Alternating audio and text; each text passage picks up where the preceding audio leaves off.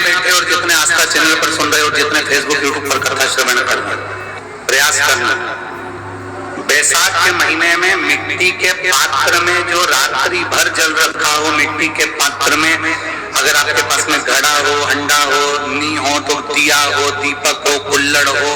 कोई भी तुम्हारे पास में जो मिट्टी का पात्र उसमें जल भरना, वो जल बैसाख के महीने की किसी भी सोमवार के दिन या किसी प्रदोष के दिन या बैसाख महीने के शिवरात्रि के दिन मिट्टी के पात्र का जल अपने घर के प्रत्येक व्यक्ति का स्पर्श कराकर उस मिट्टी के पात्र के जल को तांबे के पात्र में डाल लीजिए और घर के प्रत्येक व्यक्ति का स्पर्श करा लीजिए और शंकर भगवान पर कुंडकेश्वर महादेव के नाम से समर्पित करिए। कभी जीवन में पीछे पलट कर देखने की जरूरत नहीं पड़ेगी, आप जाकर जल चढ़ाएंगे। आप भी बना लो एक नियम कि बैसाख महीने की शिवरात्रि ये भी शंकर भगवान को अपने दिल की बात कहते हुए, अपने मन की बात कहते हुए, रोग मुक्ति के लिए, कार्य सिद्धि के लिए, धन वैभव संपदा के लिए, समृद्धि के लिए मुझे भी जल चढ़ा, मैं भी जल समझ। एक लोटा पानी शिव जी को, उसमें बेलपत्र डालने के बाद उस जल को या कोई मिट्टी का सफोड़ा हो, बर्तन हो, घड़ा हो, कलश हो, उसमें भरा हुआ रखा हो, वो तांबे के पात्र में डाल लो, उसको ले जाकर चढ़ाओ। और एक और चीज का ध्यान रखना,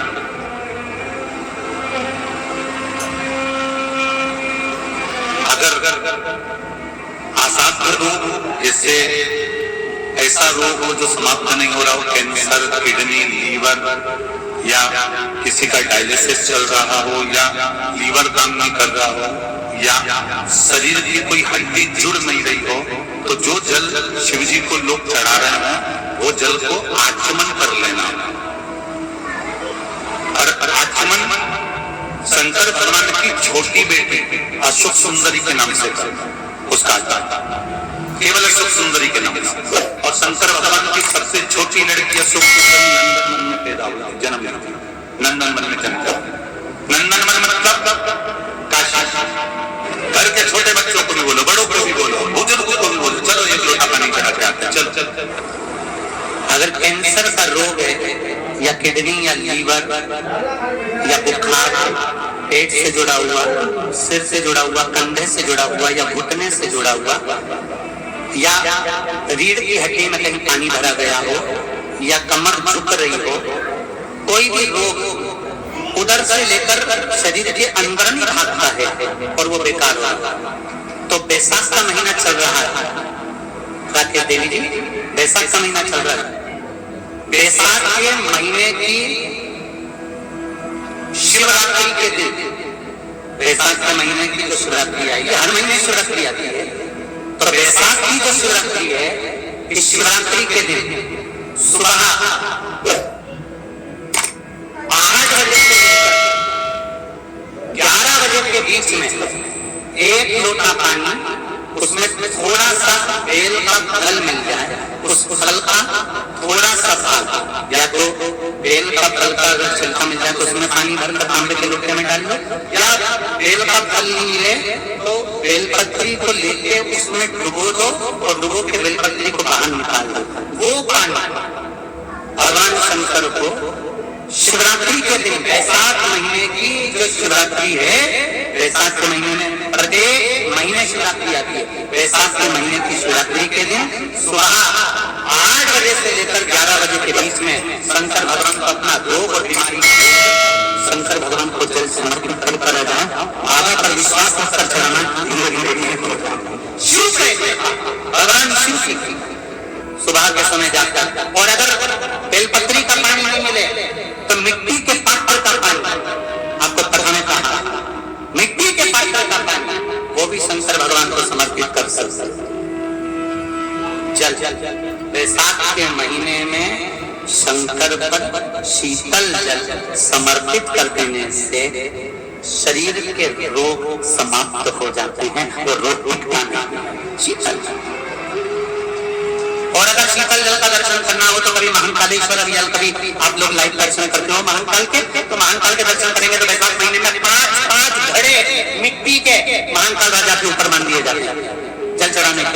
कभी आप लोग चकलेश्वर महादेव जाए मथुरा वृंदावन में गिरिराज की परिक्रमा, चकलेश्वर महादेव के 5-5 मिट्टी के घड़े शिव जी के ऊपर बांध दिए जाते हैं। कभी काशी जाए तो वहां पर मिट्टी का घड़ा शिव जी के ऊपर रख दिया जाता है। क्यों? क्योंकि वो मिट्टी के पात्र का जल जब बैसाख के महीने में शिव पर गिरता है तो जो उस जल को समर्पित करता है वो रोग से मुक्त हो जाता है, बड़ी बीमारी में घिरना नहीं। जयंत ब्राह्मण के मुख से श्रवण कर लिया था कि बैसाख महीने में अगर शिवरात्रि पड़े और उस शिवरात्रि पर एक कलश का पात्र, लोटा तांबे का या मिट्टी में रखा हुआ जल पात्र में लेकर एक बेलपत्र का छोटा सा भाग उसमें छुआया हुआ, और फिर निवेदन कर रहा हूं अगर बेलपत्र उस दिन नहीं मिले तो पात्र लेकर चले जाना मंदिर में शंकर जी पे तो बेलपत्र चढ़ी होगी ना, अरे बोलो तो जरा, चढ़ी होगी ना। उसी बेलपत्र को धोकर फिर जल के पात्र में उसको छुआकर फिर शंकर भगवान को भावों से, दिल से जो चाहते हो, धन, वैभव, संपदा, सत्ता या रोग से मुक्ति, चाहे उदर से जुड़ी हो। हाँ, एक चीज का ध्यान करना, अगर संपदा के लिए, विवाह के लिए या विद्या के लिए या अन्य चीजों के लिए आप शिव जी को जल चढ़ा रहे हो तो उसके जल को उठाकर नहीं लाना है। और अगर रोग के लिए जल चढ़ा रहे हो कि मुझे ये तकलीफ है, घर में ये बीमारी चल रही है या रोग चल रहा है या किडनी का या लीवर का या कैंसर का या ब्लड प्रेशर का, तो जो जल तुमने समर्पित करा उसको लेकर आकर आचमन भी करना।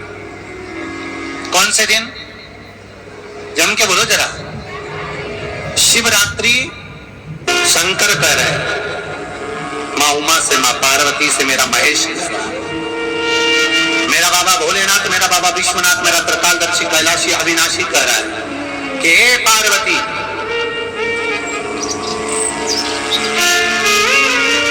एक पीला, एक बेल जो मुझे समर्पित करता है,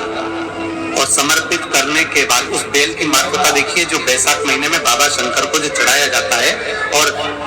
1000 अश्वमेध यज्ञ का पुण्य फल हम प्राप्त कर लेते, मात्र एक फल चढ़ाकर, मात्र एक फल चढ़ाकर।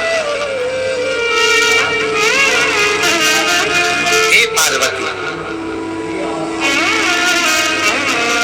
संसार का मनुष्य जब मुझे वो बेलपत्र समर्पित कर, वो बेल का फल समर्पित करता है, पार्वती वो फल जो मुझे चढ़ता है, फिर मैं भले नर्मदा के जल से निकला हुआ कंकर शंकर क्यों ना हूं,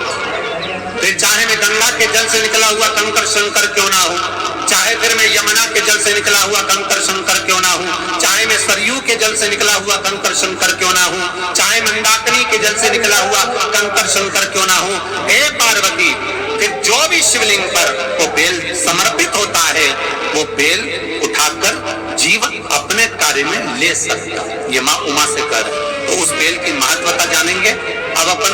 उस बेल को जानने के लिए वापिस स्कंद पुराण में चले, तो स्कंद पुराण में लिखा हुआ है कि जो बेल बैसाख के महीने में शंकर को चढ़ाया जाता है, वो बेल का फल उठाकर रख लिया जाता है।